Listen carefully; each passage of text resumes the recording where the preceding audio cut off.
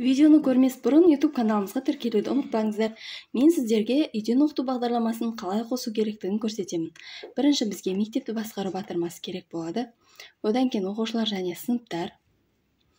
Оқу бағдарламасы батырмасын басамыз. Оқу бағдарламасын құру батырмасын басамыз. Оқу бағдарламасын таңдаймыз. Бізге өзге себепті көрсетуге тура келеді. Осы жерде үйден оқыту бағдарламасын жазамыз.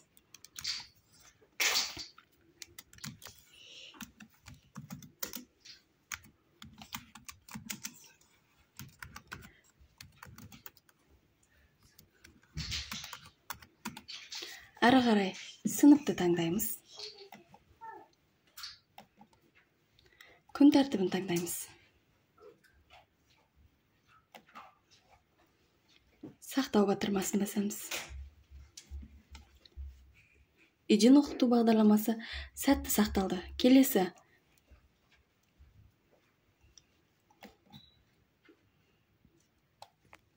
Кестені қараймыз.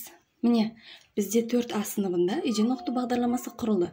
Енді үйден оқыту бағдарламасына кесте қосу үшін көз белгішесін басамыз.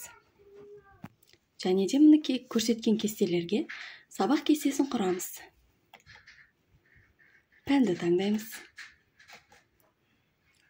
Мұғалімді таңдаймыз.